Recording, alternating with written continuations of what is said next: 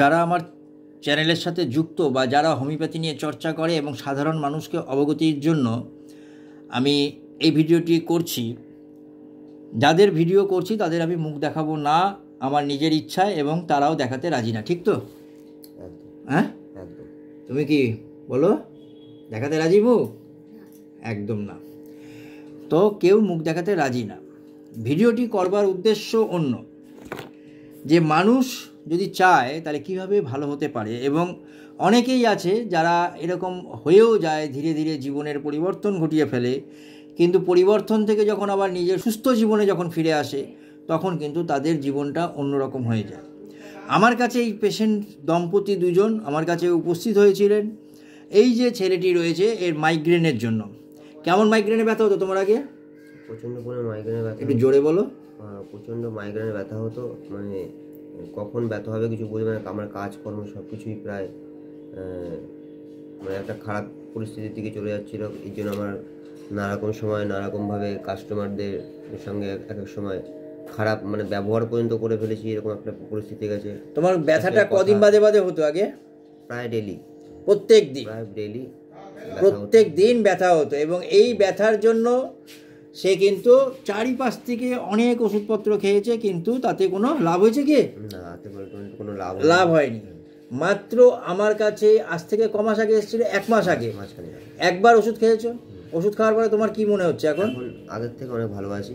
এখন এই 1 মাসের মধ্যে কবার ব্যথা হয়েছে? 1 মাসের মধ্যে এখন আর কোনো ব্যথা হয়নি, একবারও ব্যথা হয়নি। 1 মাসের মধ্যে একবারও ব্যথা হয়নি। আমি কি দিলাম সেটা পরে আসছি, কিন্তু এই ব্যথাটি ছিল রাইট সাইডেড পেন, এবং ডান দিকে তোমার ব্যথা উঠতো, এবং এই ব্যথাটা পুরো মাথায় ছড়িয়ে যেত। সেই সময় তার অন্ধকার ঘরের মধ্যে থাকতে ইচ্ছা করত, তার সাথে সাথে হচ্ছে শুয়ে পড়তে চাইতো, এবং মানে বিভৎস একটা কাণ্ড, এত ব্যথা হতো। সেই জায়গা থেকে কিন্তু আজকে ওকে আরোগ্যের জায়গায় নিয়ে এসেছি। কিন্তু আমি যে জন্য বলছি, এরা দুজনেই ড্রাগ অ্যাডিক্টেড ছিল, ঠিক বললাম? একদম, হ্যাঁ ঠিক বলেছি। সেখান থেকে কিন্তু আজকে নিজেরা পরিবর্তন হয়েছে। বলো তোমাদের লাইফ সম্বন্ধে একটু বলো, এবং কি করছো, কিভাবে মানুষের উপকারে আসছে সেগুলি বলো একটু। হাই গ্রুপ, আমার নাম রাজু। আমি একজন রিকভারিং অ্যাডিক্ট।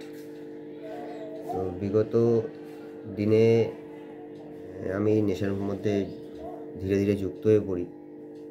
প্রথমে সামান্য বিড়ি সিগারেট থেকে শুরু করে আস্তে আস্তে গাঁজা, অ্যালকোহল মানে মদ জাতীয় দ্রব্য, তারপরে ড্রাগস, নানারকম জিনিসের মধ্যে আস্তে আস্তে জড়িয়ে পড়তে পড়তে নিজেকে একটা সময় যখন মানে ফিরে তাকানোর কোনো জায়গা ছিল না, আমার বিগত দিনে কি হবে এবং আমার ভবিষ্যৎ কি হবে। 1 মিনিট আমি বলে রাখি, ও কিন্তু একজন ভালো আর্টিস্টও ছিল, ছিল তো? একদম, হ্যাঁ, ভালো আর্টিস্ট ছিল। হ্যাঁ বলো এবার। তো সেখান থেকে নিজেকে ঘুরে দাঁড়াতে অনেকটা সময় লেগে গেছে নিজেকে বোঝবার জন্য। আমার শেষ পরিস্থিতি 2015-তে। আমি তখনও সেদিনটা কথা আজকের দিনও আমার, সেই দিন থেকে হয়তো আমার জীবনের শুরু কিছু, মানে সেদিনকে আমার পরিস্থিতি এরকম ছিল যে আমাকে হয়তো সুইসাইড করে নিতে হতো। তো কোনো এক জায়গায় কোনো এক দাদা, কোনো এক রিহাবে ছিলাম আমি। তো সেখানে সেই দাদা সেদিনকে আমাকে মানে প্রচুর পরিমাণ হোস্টেন দিয়েছিল, এবং সেখান থেকে আমাকে আমি মানে সেই স্টেশন থেকে বাড়ি আসা পর্যন্ত, ঠিক আছে, সে আমার সঙ্গে ফোনে আমাকে সবসময় সাপোর্ট করে গেছে। সাপোর্ট দিয়ে আমাকে বাড়ি পর্যন্ত থেকে সে আমাকে মানে নিয়ে যেতে পেরেছে ফোনের মাধ্যমে। কিন্তু আজকের দিনে সে দাদার প্রতি আজকের দিন আমার গ্র্যাটিটিউড আছে। তো আমি বর্তমানে কয়েকটা রিহাবের সঙ্গে যুক্ত আছি। আমি আমার জীবনের ক্ষেত্রে উপলব্ধি করেছি, কারণ আমি অনেকবার সাইকিয়াট্রিস্ট ট্রিটমেন্টে গেছি। বাড়ির লোক অনেক তাবিজ, ওঝা মানে ওঝা, তাতে কিছুই হয়নি, তাতে আলটিমেট কিছু হয়নি।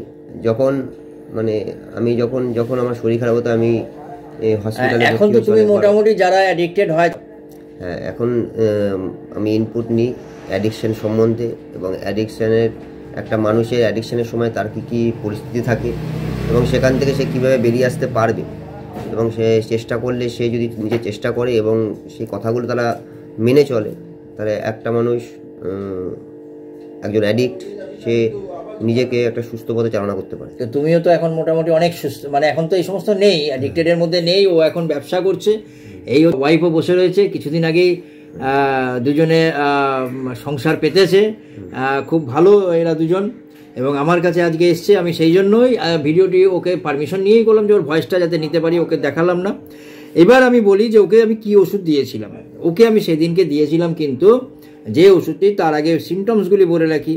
ওর একটুতে ঠান্ডা সর্দি কাশি লেগে যেত, গায়ে গরম ভাব বেশি, আর যার সাথে ছিল কি টনসিলাইটিস ওর আগে হয়েছিল, এবং ডিপথেরিয়া হয়েছিল, এবং ফ্যামিলি হিস্ট্রিতে শুধুমাত্র অ্যাজমা কার ছিল, বাবার। ঠিক বলছি? ঠিক ওইটা। তার সাথে হচ্ছে ওর জল পিপাসা নর্মাল ছিল, প্রচণ্ড ঘাম হতো। ঠিক, এটা যেটা আমি বলছি, প্রচণ্ড ঘাম হতো। আর তার সাথে যেটা ছিল যে ওর মধ্যে একটা সাইলেন্ট গ্রিপ ছিল, যার জন্য যেগুলো বলেছে যে ডিপ্রেশন এবং সুসাইডিয়াল ফিলিংস যেটা আছে, এবং যার মধ্যে ওর মধ্যে একটা ভয়ও কাজ করতো। আর তার সাথে ও প্রচণ্ড পরিমাণে তিতো খেতে ভালোবাসতো। ঠিক বলছি তো? কী খেতে ভালোবাসতে? প্রচণ্ড তিতো খেতে ভালোবাসতো, নুন ছাড়া থাকতে পারতো না। আর তার সাথে হচ্ছে ডিম। সূর্যের আলোতেও কষ্ট পেত, প্রচণ্ড সূর্যের আলোতে কষ্ট পেত। কোনো আওয়াজ, নয়েজ ও একদম সহ্য করতে পারতো না। Noise, sensitive two noise and music, এগুলিকে ও একদম নিতে পারতো না। এবং অ্যাভারশন টু কোম্পানি। এবং দেখা যেত এই সমস্ত কষ্ট ওর সকালবেলায় 10টার সময় আরম্ভ হতো, এবং সূর্যের আলোতে গেলে পরে হতো। এবং যখন যন্ত্রণা হতো তখন ও লাইট বা সূর্যের আলো কিচ্ছু ও সহ্য করতে পারতো না, এবং মাথার মধ্যে মনে হতো যে কিছু দিয়ে মারছে, এরকম একটা। ঠিক বলছি তো এগুলি? এই সিমটমসগুলি। আর ও প্রচণ্ড সিম্প্যাথেটিক, মানুষের জন্য প্রচণ্ড কাজ করতে চেত, ডান দিকেও কাত হয়ে ঘুমাতে চেত। দুধ বা রুটি খাবার প্রতি ওর খুব আকাঙ্ক্ষা ছিল। আর তার সাথে যেটা পেয়েছিলাম সেটা হচ্ছে যে মাঝে মধ্যে ওর গা কিন্তু একটু জ্বর ভাব দেখা যেত, মাঝে মধ্যে জ্বর আসতো।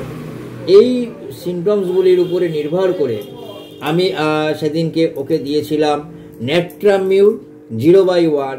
এই ন্যাট্রামিউর 0/1 নিয়েই ও কিন্তু আরেকটা সিমটমস বলতে ভুলে গেলাম, সেটা হচ্ছে যেটা আমরা জানি যে কি না, পেশেন্টরা ওই ইউরিনেশন, অর্থাৎ কেউ লোকজন থাকলে পরে কিন্তু সামনে দাঁড়িয়ে ও কিন্তু আলাদাভাবে কোথাও গিয়ে, কি ঠিক বলছি তো এটা?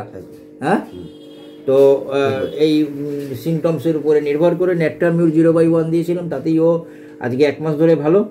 তো এই জন্যই আমি তুললাম যে মানুষ যদি নিজে চায় যে আমি ভালো হব, তো এই ধরনের ড্রাগ অ্যাডিক্টের থেকেও ভালো হওয়া যায়, এবং ও এখন অনেক ভালো ভালো কাজ করছে। তো ধন্যবাদ তোমাদের দুজনকে, তোমরা যে ভয়েসটুকুনি দিয়েছো। ঠিক আছে।